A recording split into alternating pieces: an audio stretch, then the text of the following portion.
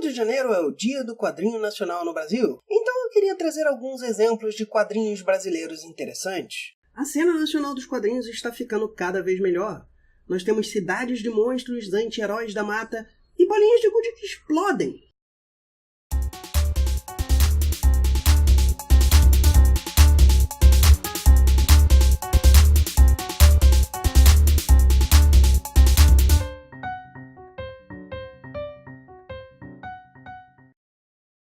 Siga minhas redes sociais. Cabra d'Água é uma revista do selo Contraversão da editora Draco de 2015, que traz uma história divertida de ação com superpoderes. Nenhum dos poderes é explicado e alguns de seus usos podem ser questionáveis, mas as lutas são rápidas e animadas. Os designs e estilos são mais tradicionais, com cenários que passam o vazio que você pode esperar na terra sitiada do subtítulo. Passada no Nordeste do Brasil, a revista mostra as áreas mais áridas enquanto sutilmente discute um dos problemas ainda comuns nestas áreas, o coronelismo, e apresenta um protagonista que merece a força do título Cabra, querendo defender o povo, mas sem deixar que matem os inimigos. E o vilão final ainda usa um dragão branco de olhos azuis, que foi vomitado. Eu daria um 7,5 no geral, 8,5 para quem está procurando por ação com super-heróis. Detrito foi publicado pela Capa Comics, um coletivo de quadrinistas da Baixada Fluminense criado em 2013. Eu pretendia resenhar a revista que leva o nome do coletivo e que vem de uma oficina de quadrinhos, mas tem um pequeno problema. Nenhuma das histórias vem completa. Cada uma delas termina com "continua em Capa Comics". Não que eu nunca tenha visto alguma coisa assim antes, mas normalmente eles têm pelo menos uma história completa. Ao mesmo tempo, quando eu tentei achar a data de publicação, eu fui ao site da Capa Comics. O visual é bom, mas Detrito tem uma capa diferente, começa diferente e termina no meio da história que tem na revista física. Mas falemos da revista em si. O desenho é mais tradicional, com alguns erros mais notáveis. Mais notáveis provavelmente pela história ter uma organização que deixa a desejar. Ela é subdividida em 3 pontos de vista e fica mudando de um para outro sem que um realmente complemente o outro. Além disso, ela termina literalmente com a origem do personagem, sem mostrar suas capacidades ou o que faria com elas. A execução atrapalhada acaba com o potencial. Basicamente é uma versão mais realista de uma história clássica. Não é particularmente inovadora, mas tinha potencial. Eu gosto do nome do personagem, de como tentaram situar a história em um local e situações que podemos ver hoje em dia,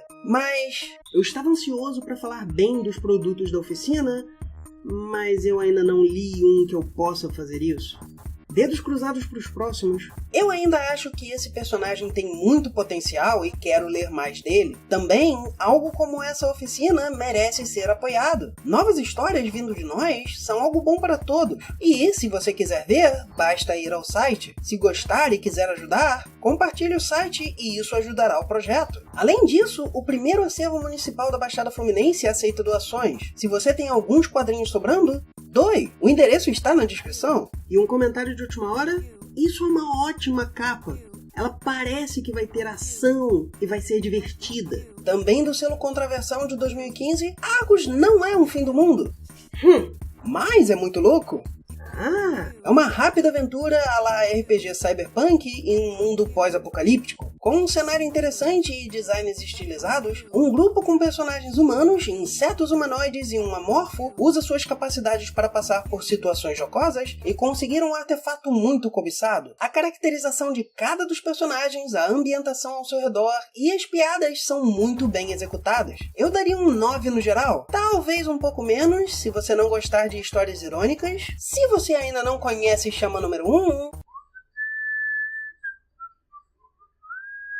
spoilers leves. A revista mostra um super-herói brasileiro que canaliza o poder de mitos de todo o mundo para proteger a natureza. A revista é um bom começo, mas tem alguns problemas, como casos de escuridão e a história parar em um cliffhanger. A segunda tem bem mais problemas visuais. Basta ver o cartão de entrada. O braço direito e as pernas deste pobre homem parecem ter sido implantadas de um corpo totalmente diferente. E o que é essa bolota embaixo da perna dele? Se bem que ele nunca saberia que tem ela, porque eu não acho que esse pescoço de cara de barro se move. Dito isso, nenhum dos outros momentos de problemas visuais são tão ruins assim. A história em si, por outro lado, é 1000 vezes melhor. Se a primeira revista quer estabelecer a história de fundo e o tom dos anos 70, a segunda simplesmente o usa. Eu poderia questionar o visual do inimigo ser menos interessante do que na capa, algumas das falas, a aparição de um chefe de tribo nunca mencionado antes, inimigos insetoides que chegam a todo o planeta em pouquíssimo tempo, mas é tudo para trazer uma história de ação divertida. É uma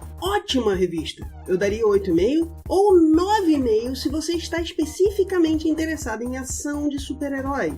Mente Estelar de 2015, também do selo Contraversão, traz uma aventura cômica muito divertida, com personagens mais jovens, ambiente escolar e designs bem estilizados, misturando tokusatsu e super-heróis. Eu suponho que eu devo apontar que a ideia da revista é um pouco problemática. É um garoto que teria o poder de aprender e ensinar batendo. Então temos um professor tentando ensinar a ele na prática e que acaba vendo um ponto de vista diferente. Eu imagino que a ideia era que esse aluno aprende mais pela prática, já que ele sugere estar cansado de teorizar, e isso realmente é uma dificuldade que várias pessoas têm enquanto na escola e depois de terminá-la, mas a prática seriam as armas do professor. Infelizmente, isso não é reconhecido e, no final, o vilão perde e diz ter aprendido com o herói, embora esse poder sugira mais uma forma de controle mental do que de aprendizado. Como professor, eu vejo isso como um problema. Mesmo que eu saiba que provavelmente o protagonista só está sendo uma criança ao dizer esse tipo de coisa, a história recompensa essa ideia. Então, o resto da história, por outro lado, é muito boa. De fato, eu me diverti com tudo aqui, até o que eu tive que criticar mais. E estas são só algumas das histórias que o mercado nos oferece. Entre algumas tentativas de editoras e os quadrinhos independentes que podemos ver em eventos, muitas revistas têm muito potencial. Eu só desejo mais sucesso e muita sorte aos produtores independentes e que o mercado nacional cresça muito. Mas se eu puder dar uma sugestão... Mais de uma vez, enquanto estava nesses eventos, alguém tentou me convencer que sua história era boa contando a história. Pelo menos pra mim, é uma péssima ideia. O criador pega a revista, mostra a capa e começa a falar sobre como tudo é maravilhoso. Recentemente, eu quase não comprei uma revista porque o autor estava fazendo isso. O conceito vende. Os desenhos vendem. Discutir a história pode estragá-la, então requer muito cuidado. Se você já viu meus episódios 1 discutindo o começo dos animes da temporada,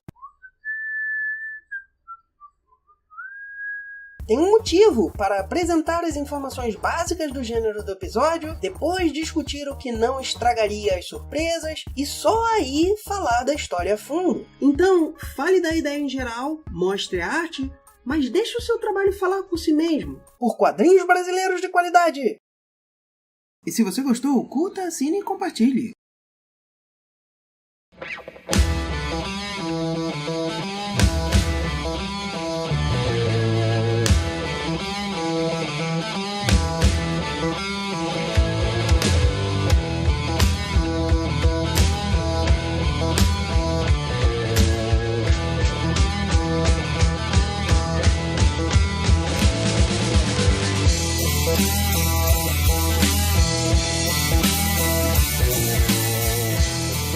Já tá tudo gravando e agora eu vejo que eu tenho que ajeitar mais coisas. Não é ideal, mas é o que tem. Não sei por que, Kiko. Caceta. Sim, eu literalmente coloquei a manga por um lado e a outra manga por outro. Eu não sei o que eu tô fazendo de errado. Peraí. Minha cabeça é muito grande para esta bodega. O chapéu está literalmente saindo da minha cabeça. Eu sinto ele... Começa não. Começa com essa merda não, que eu tenho que gravar. Não adianta ser bonitinha não, filha da puta.